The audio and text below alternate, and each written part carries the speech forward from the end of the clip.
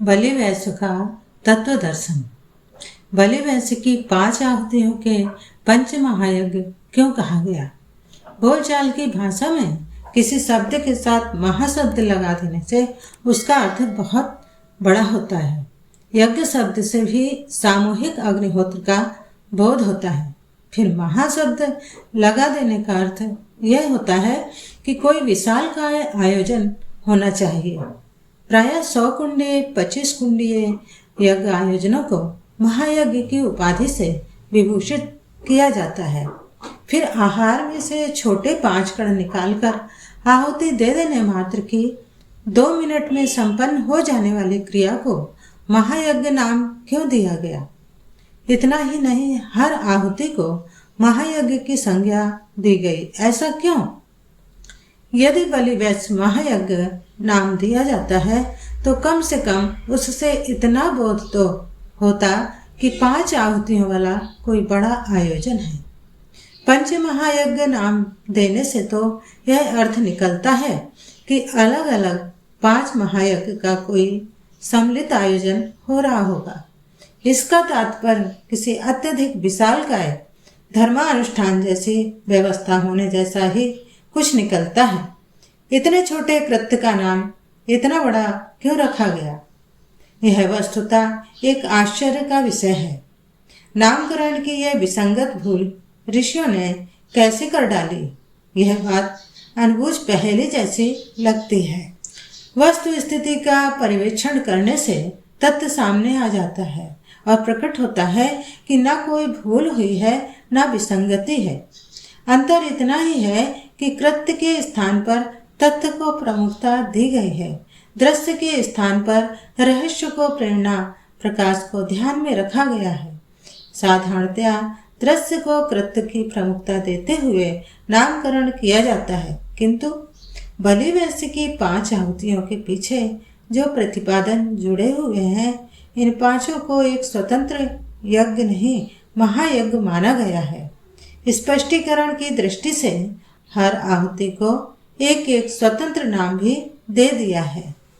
5 आहुतियों को जिन 5 यज्ञों का नाम दिया गया है उनमें शास्त्रीय मतभेद पाया जाता है। एक ग्रंथ में जो 5 नाम गिनाए गए हैं, दूसरे में उससे कुछ भिन्नता है। इन मतभेदों के मध्य अधिकांश की सहमति को ध्यान में रखा जाए तो इनके नाम पहला है ब्रह्मयज्ञ, दूसरा देवयज्ञ, तीसरा ऋषि यज्ञ, चौथा नर यज्ञ, 5वां भूत यज्ञ ही प्रमुख कहे जाते हैं। मोटी मान्यता यह है कि जिस देवता के नाम पर आहुति दी जाती है वे उसे मिलती है। फलतः वह प्रसन्न होकर यज्ञकर्ता को सुख शांति के लिए अभिष्ट वरदान प्रदान करते हैं। यहाँ देवता शब्द का तात्पर्य समझने में भूल होती रहती है। देवता किसी अदृश्य व्यक्ति जैसी सत्ता को माना जाता है, पर वस्तुतः बात वैसी है नहीं। देवों का तात्पर्य किन्हीं भाव शक्तियों से है जो चेतना तरंगों की तरह इस संसार में एवं प्राणियों के अंतराल में संव्याप्त रहती हैं। साधारणतया वे प्रसुप्त पड़ी रहती हैं और मनुष्य सत शक्तियों से, सद्भावनाओं से और सत प्रवृत्तियों से रहित दिखाई पड़ता है। इस प्रसुप्ति को जागृति में परिणित करने वाले प्रयासों को देव आराधन कहा जाता है। अनेक धर्मानुष्ठान, योग साधन, तप विधान, मंत्र आराधन इन देव प्रवृत्तियों को प्रखर सक्रिय बनाने के लिए ही किए जाते हैं। जो प्रतीक के माध्यम से प्रेरणा प्रयोजन तक पहुंच जाते हैं, उन्हीं की देव पूजा सार्थक होती है। देववृत्तियों के विकसित होने का अनुदान ही साधक को सिद्धियों, रिद्धियों, सफलताओं, सुख संपदाओं जैसी विभूतियों से सुसंपन्न करता है। उन्हीं उपलब्धियों को देवता का वरदान माना जाता है। पूजा सामग्री खाकर देवता फूले नहीं समाते और तत्काल वरदान उगल देते हैं। जैसी बाल बुद्धि तो उपहासास्पद ही रहती है। पंच महायज्ञों में जिन ब्रह्म, देव, ऋषि आदि का उल्लेख है, उनके निमित्त आहुति देने का अर्थ उन्हें अदृश्य व्यक्ति मानकर भोजन कराना नहीं, बल्कि यह है इन शब्दों के पीछे जिन देवव्रतियों का सत्प्रवृत्तियों का संकेत है, उनके अभिवर्धन के लिए अंशदान करने की तत्परता अपनाई जाए। ब्रह्म यज्ञ का अर्थ है ब्रह्म ज्ञान, आत्मज्ञान की प्रेरणा। ईश्वर और जीव के बीच चलने वाला पारस्परिक आदान प्रदान है। देव यज्ञ का उद्देश्य है पशु से मनुष्य तक पहुंचाने वाले प्रगति क्रम को आगे बढ़ाना। देवत्व के अनुरूप गुण कर्म स्वभाव का विकास विस्तार, पवित्रता और उदारता का अधिकाधिक संवर्धन। ऋषि यज्ञ का तात्पर्य है पिछड़ों को उठाने में संलग्न करुणार्थ जीवन नीति, सदाचारता संवर्धन की तपश्चर्या। नर यज्ञ की प्रेरणा है मानवीय गरिमा के अनुरूप वातावरण एवं समाज व्यवस्था का निर्माण। मानवीय गरिमा का संरक्षण, नीति और व्यवस्था का परिपालन, नर में नारायण का उत्पादन, विश्व मानव का श्रेय साधन। भूत यज्ञ की भावना है प्राणी मात्र तक आत्मीयता का विस्तार, अन्य अन्य जीवधारियों के प्रति सद्भावनापूर्ण व्यवहार, वृक्ष वनस्पतियों तक के विकास का प्रयास। इन पांचों प्रवृत्तियों में व्यक्ति और समाज की सर्वतोमुखी प्रगति, पवित्रता और सुव्यवस्था के सिद्धांत जुड़े हुए हैं। उन्हें उदात्त जीवन नीति के सूत्र कह सकते हैं। जीवनचर्या और समाज व्यवस्था में इन सिद्धांतों का जिस अनुपात में समावेश होता जाएगा, उसी क्रम में सुखद परिस्थितियों का निर्माण निर्धारित होता चला जाएगा। बीज छोटा होता है, किंतु उसका फलितार्थ विशाल वृक्ष बनकर सामने आता है। चिंगारी छोटी होती है, अनुकूल अवसर मिलने पर वही दावानल का रूप धारण कर लेती है। गणित के सूत्र छोटे से होते हैं, पर उनसे जटिलताएं सरल होती चली जाती हैं। अणु, जीवाणु, शुक्राणु तनिक से होते हैं, पर जब भी उन्हें अपना पराक्रम दिखाने का अवसर मिलता है, चमत्कारी प्रक्रिया उत्पन्न करते हैं। बलि वैश्य की 5 आहुतियों का दृश्य स्वरूप तो तनिक सा है, पर उनमें जिन 5 प्रेरणाओं सूत्रों का समावेश है, उन्हें व्यक्ति और समाज की सर्वतोमुखी प्रगति के आधारभूत सिद्धांत कहा जा सकता है। इनका निरंतर ध्यान रहे, इनके अनुरूप जीवन की नीति एवं समाज की व्यवस्था बनाने का प्रयत्न करता रहे, उसकी स्मृति हर रोज ताजी होती रहे। इसके लिए 5 आहुतियां देकर 5 आदर्शों की प्रतीक पूजा को महत्वपूर्ण माना गया है। देवता आदर्शों को ही कहते हैं। प्रस्तुत 5 महायज्ञों के 5 अधिष्ठाता देवता माने गए हैं। ब्रह्म यज्ञ के ब्रह्म, देव यज्ञ के विष्णु, ऋषि यज्ञ के महेश, नर यज्ञ के अग्नि और भूत यज्ञ के वरुण देवता अधिपति हैं। 5 आहुतियां इन्हीं 5 के लिए दी जाती हैं। इसलिए इस प्रक्रिया में 5 देवों का पूजन अनुकूलन का भाव है। यज्ञकर्ता बलि वैश्य कर्म करते हुए इन 5 के अनुग्रह वरदान की अपेक्षा करता है। यह आशा तब निसंदेह पूरी हो सकती है जब आहुतियों के पीछे जो उद्देश्य सन्निहित है, उन्हें व्यवहार में उतारा जाए। इन्हीं उत्कृष्टताओं का व्यापक प्रचलन अवलंबन इस पंच महायज्ञ प्रक्रिया का मूलभूत प्रयोजन है। बलि वैश्य को इन्हीं देव प्रेरणाओं का प्रतीक प्रतिनिधि माना जा सकता है। कहना न होगा कि यह आदर्श जिस अनुपात से अपनाए जाएंगे, उसी के अनुरूप व्यक्ति में देवत्व की मनस्थिति और संसार में स्वर्गीय परिस्थितियों का मंगलमय वातावरण दृष्टिगोचर होगा। युग परिवर्तन यही है। बलि वैश्य की प्रेरणाएं प्राकारांतर से नव युग की सुखद संभावनाओं का बीजारोपण करती हैं।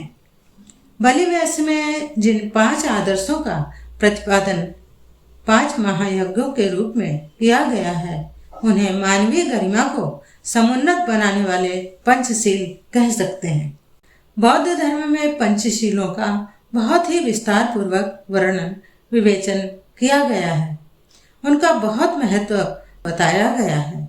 इन पंचशीलों को जीवनचर्या एवं समाज व्यवस्था के विभिन्न क्षेत्रों में विभिन्न रूपों में वर्गीकृत भी किया गया है। इस प्रकार पंचशीलों के वर्ग उपवर्ग प्रकारांतर से व्यक्ति एवं विश्व की समस्त समस्याओं को सुलझाने, सर्वतोमुखी प्रगति का द्वार खोलने में महत्वपूर्ण भूमिका संपन्न करते हैं। शरीर रक्षा के पंचशील हैं सात्विक एवं सीमित आहार, स्वच्छ जल का पर्याप्त उपयोग, खुली वायु में गहरी सांस, समुचित श्रम, चिंता रहित रात्रि विश्राम।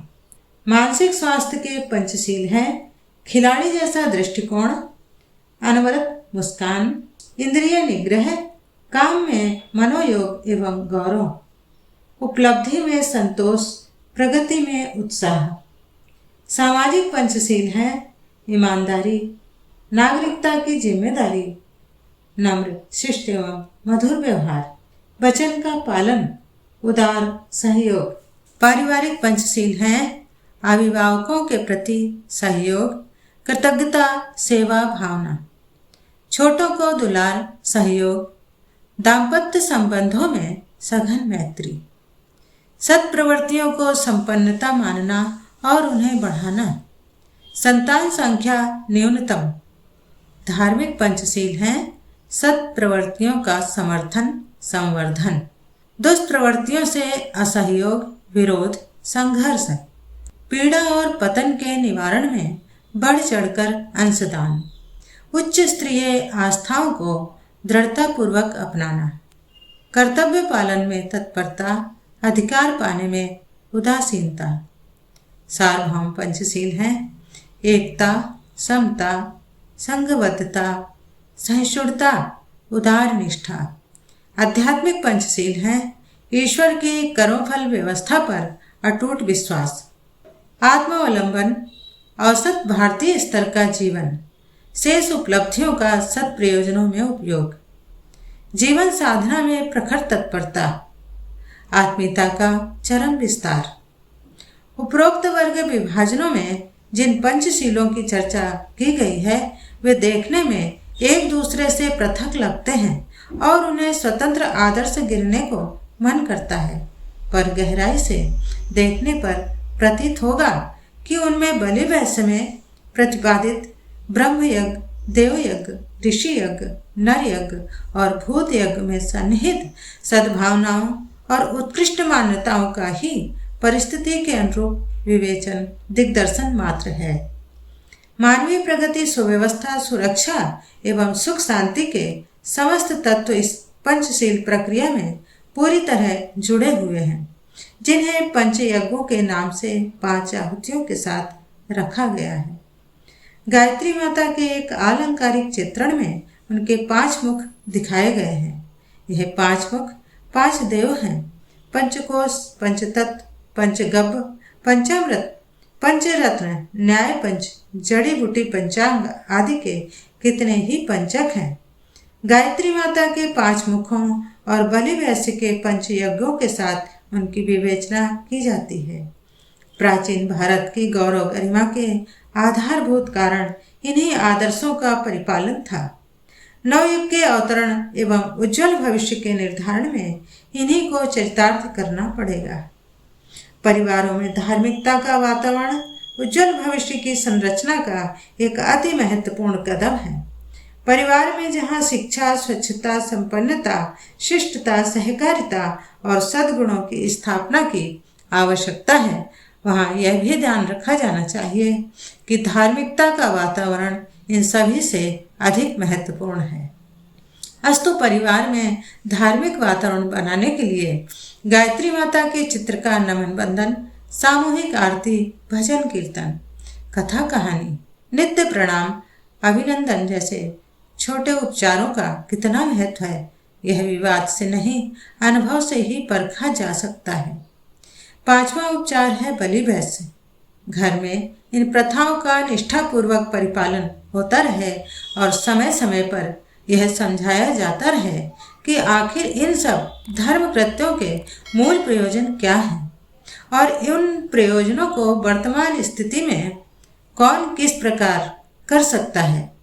यह शिक्षण यो सामान्य धर्म चर्चा जैसा लगेगा, पर परोक्ष रूप से उससे उन आस्थाओं को सुदृढ़ बनाने में बहुत बल मिलेगा जो परिवार के सदस्य को सुसंस्कृत बनाती हैं, उनमें शालीनता बढ़ाती हैं। यह अभिवर्धन अंततः सबके लिए सब प्रकार श्रेष्ठकर ही सिद्ध हो सकता है। बलि वैश्य की गरिमा का मूल्यांकन इन्हीं तथ्यों को ध्यान में रखकर किया जाना चाहिए।